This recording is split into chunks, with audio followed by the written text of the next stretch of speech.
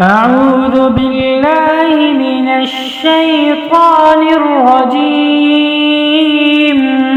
بسم الله الرحمن الرحيم. الحمد لله الذي أنزل على عبده الكتاب ولم يجعل له عوجا قيما لينذر بأسا شديدا من لدنه ويبشر المؤمنين الذين يعملون الصالحات أن لهم أجرا حسنا ماكثين فيه أبدا وينذر الذين قالوا اتخذ الله ولدا ما لهم به من علم ولا لآبائهم كبرت كلمة تخرج من أفواههم إن يقولون إلا كذبا فلعلك باخع نفسك على آثارهم إن لم يؤمنوا بهذا الحديث يسفا إنا جعلنا ما على الأرض زينة لها لنبلوهم أيهم أحسن عملا وإنا لجاعلون ما عليها صعيدا جرزا أم حسبت أن أصحاب الكهف والرقيم كانوا من آياتنا عجبا إذ أوى الفتية إلى الكهف فقالوا ربنا آتنا من لدنك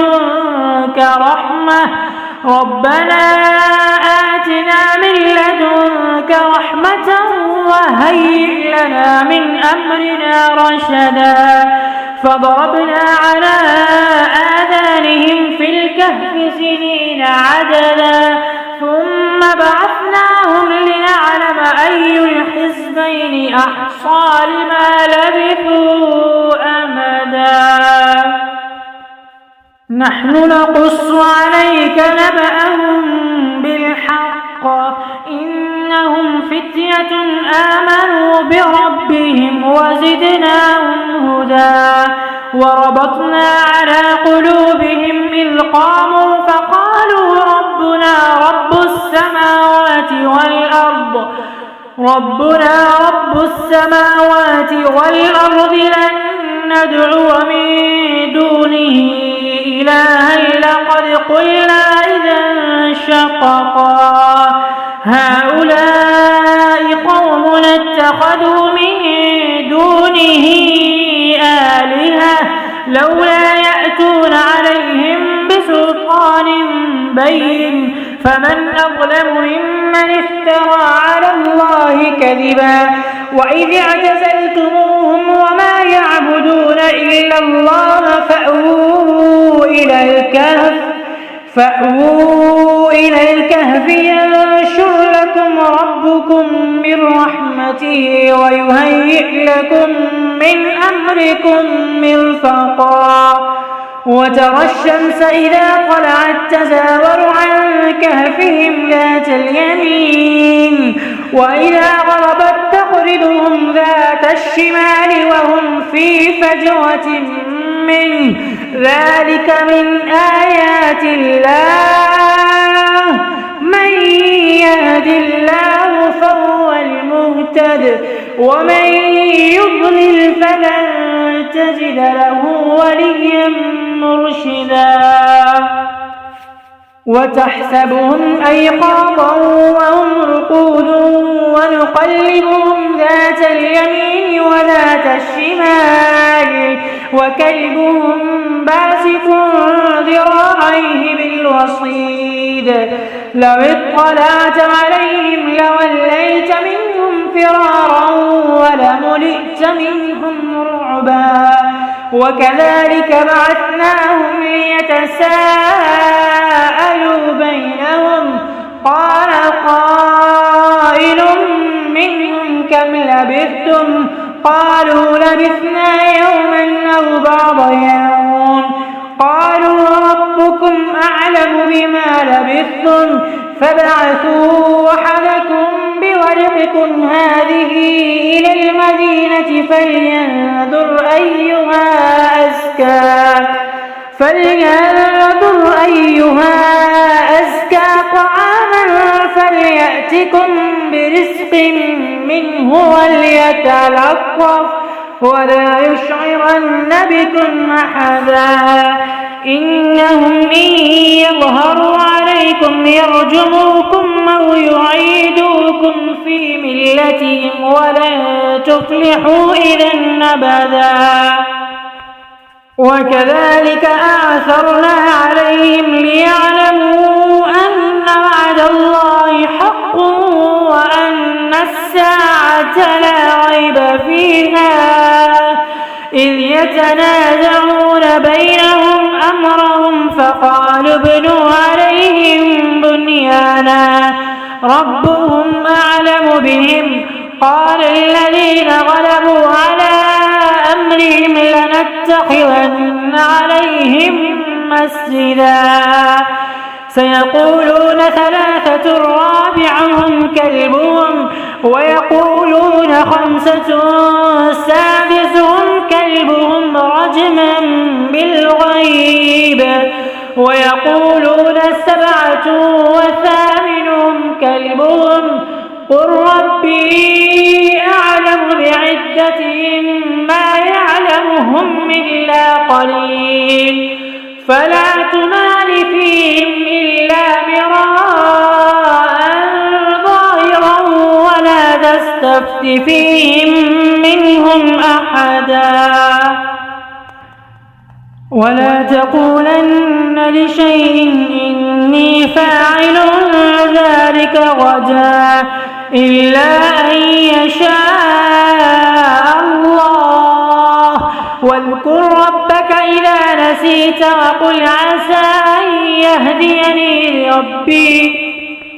وقل عسى أن يهديني ربي لأقرب من هذا رشدا ولبثوا في كهفهم 300 سنين وازدادوا 9 قل الله أعلم بما لبثوا له غيب السماوات والأرض أبصر به وأسمع ما لهم من دونه من ولي ولا يشرك في حكمه أحدا واتل ما أوحي إليك من كتاب ربك لا مبدل لكلماته ولن تجد من دونه ملتحدا واصبر نفسك مع الذين يدعون ربهم بالغداة والعشي يريدون وجهه ولا تعد عيناك عنهم تريد زينة الحياة الدنيا ولا تطع من أغفلنا قلبه عن ذكرنا واتبع هواه وكان أمره فرطا وقل الحق من ربكم فمن شاء فليؤمن ومن شاء فليكفر إنا أعتدنا للظالمين نارا أحاط بهم سرادقها وإن يستغيثوا يغاثوا بماء كالمهل يشوي الوجوه بئس الشراب وساءت مرتفقا إن الذين آمنوا وعملوا الصالحات إنا لا نضيع أجر من أحسن عملا أولئك لهم جنات عدن تجري من تحتهم الأنهار يحلون فيها من أساور من ذهب ويلبسون ثيابا خضرا من سندس واستبرق متكئين فيها على الأرائك نعم الثواب وحسنت مرتفقا. واضرب لهم مثل الرجلين جعلنا لأحدهما جنتين من أعناب وخففناهما بنخل وجعلنا بينهما زرعا كلتا الجنتين آتت أكلها ولم تظلم منه شيئا وفجرنا خلالهما نهرا وكان له ثمر فقال لصاحبه وهو يحاوره أنا أكثر منك مالا وأعز نفرا ودخل جنته وهو ظالم لنفسه قال ما أظن أن تبيد هذه أبدا وما أظن الساعة قائمة ولئن رددت إلى ربي لأجدن خيرا منها منقلبا. قال له صاحبه وهو يحاوره وكفرت بالذي خلقك من تراب ثم من نطفة ثم سواك رجلا لكن هو الله ربي ولا أشرك بربي أحدا. ولولا إذ دخلت جنتك قلت ما شاء الله لا قوة إلا بالله إن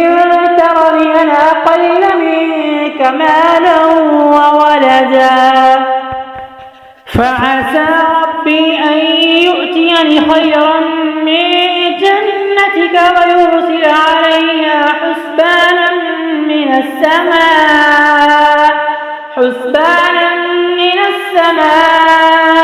فتصبح صعيدا زلقا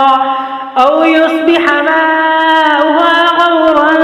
فلن تستطيع له طلبا.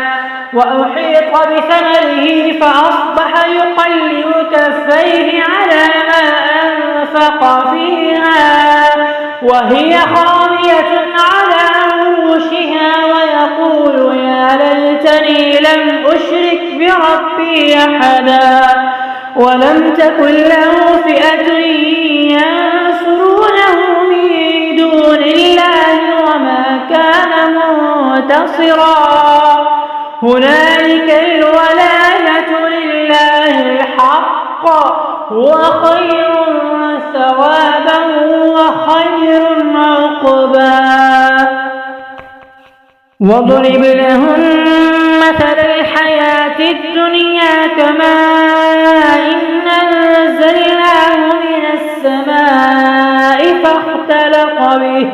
فاختلط به نبات الأرض فأصبح هشيما تذروه الرياح وكان الله على كل شيء مقتدرا. المال والبنون زينة الحياة الدنيا والباقيات الصالحات خير عند ربك ثوابا وخير أملا. ويوم نسير الجبال وترى الأرض بارزة وحشرناهم فلم نغادر منهم أحدا وعرضوا على ربك صفا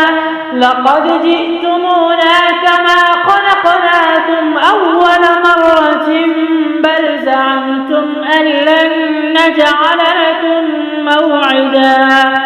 ووضع الكتاب فترى المجرمين مشفقين مما فيه ويقولون يا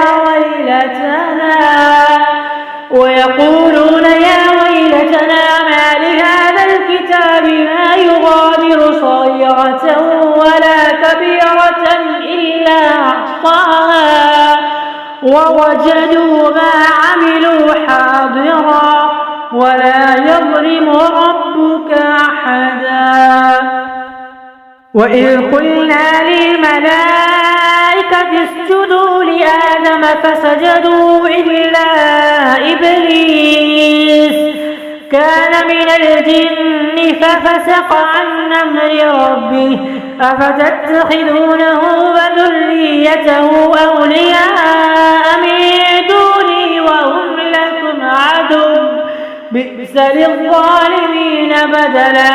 ما أشهدتهم خلق السماوات والأرض ولا خلق أنفسهم وما كنت متخذ المضلين عضدا ويوم يقول نادوا شركائي الذين زعمتم فدعوهم فلم يستجيبوا لهم وجعلنا بينهم موبقا ورأى المجرمون النار فظنوا أنهم مواقعوها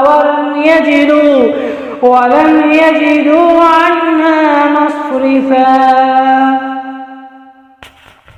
ولقد صرفنا في هذا القرآن للناس من كل مثل وكان الإنسان أكثر شيء جدلا وما منع الناس أن يؤمنوا إذ جاءهم الهدى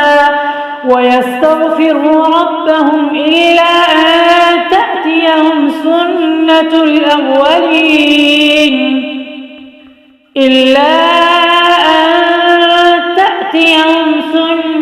الأولين أو يأتيهم العذاب قبلا وما نرسل المرسلين إلا مبشرين ومنذرين ويجادل الذين كفروا بالباطل ليدحضوا به الحق واتخذوا آياتي وما أنذروا هزوا ومن أظلم ممن ذكر بآيات ربه فأعرض عنها ونسي ما قدمت يداه إنا جعلنا على قلوبهم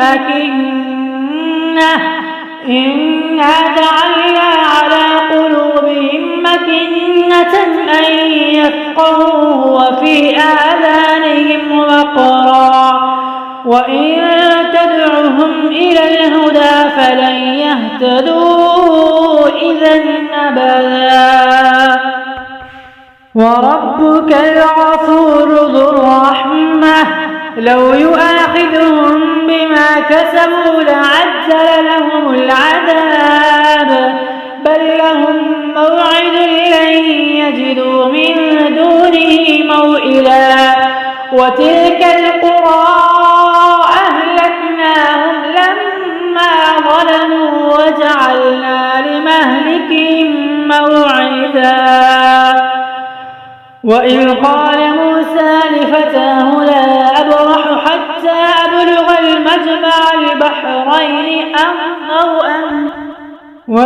قال موسى لفتاه لا أبرح حتى أبلغ المجمع البحرين أو أمضي حقبا فلما بلغا مجمع بينهما نسيا حوتهما فاتخذ سبيله في البحر سربا فلما جاوزا قال لفتاه آتنا غداءنا لقد لقينا من سفرنا هذا نصبا قال أرأيت إذ أوينا إلى الصخرة فإني نسيت الحوت وما أنسانيه إلا الشيطان أن أذكره واتخذ سبيله في البحر عجبا قال ذلك ما كنا نبغي فارتدا على آثارهما قصصا فوجدا عبدا من عبادنا آتيناه رحمة من عندنا وعلمناه من لدنا علما قال له موسى سألتك على أن تعلمني مما علمت رشدا قال إنك لن تستطيع معي صبرا وكيف تصبر على ما لم تحط به خبرا قال ستجدني إن شاء الله صابرا ولا أعصي لك أمرا قال فإن اتبعتني فلا تسألني عن شيء حتى أحدث لك منه ذكرا فانطلقا حتى إذا ركبا في السفينة خرقها قال أخرقتها لتغرق أهلها لقد جئت شيئا نمرا قال ألم قل إنك لن تستطيع معي صبرا قال لا تؤاخذني بما نسيت ولا ترهقني من أمري عسرا فانطلقا حتى إذا لقيا غلاما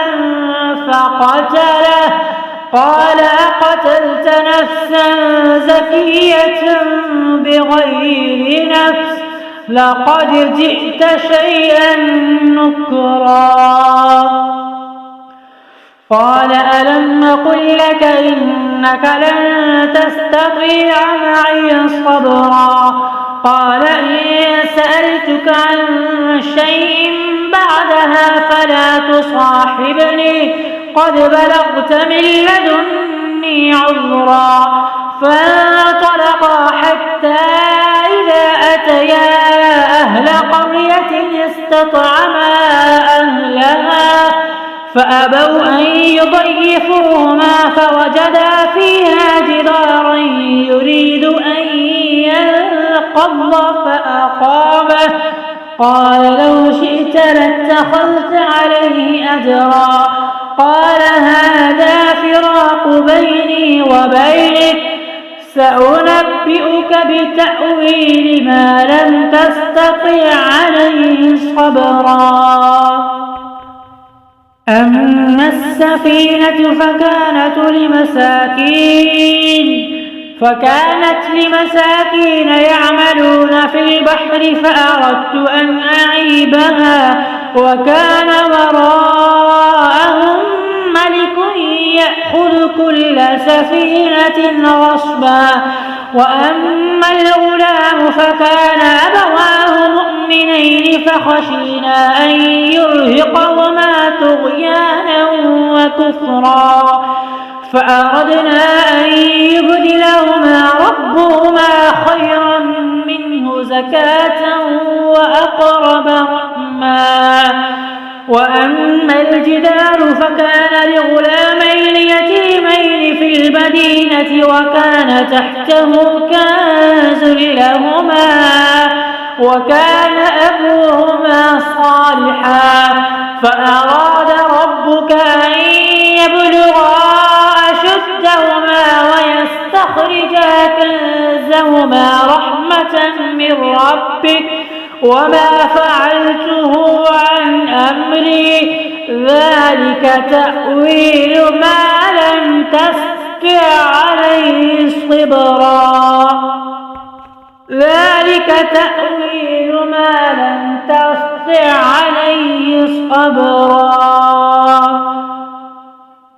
ويسألونك عن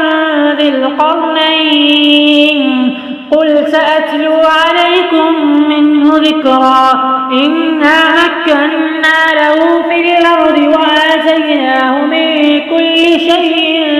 سببا فأتبع سببا حتى إذا بلغ مغرب الشمس وجدها تغرب في عين حمئة ووجد عندها قوما قلنا يا ذا القرنين إما أن تعذب وإما أن تتخذ فيهم الحسنى. قال أما من ظلم فسوف نعذبه ثم يرد إلى ربه فيعذبه عذابا نكرا. وأما من آمن وعمل صالحا فله جزاء الحسنى وسنقول له من أمرنا يسرا. ثم أتبع سببا حتى إذا بلغ مطلع الشمس وجدها تطلع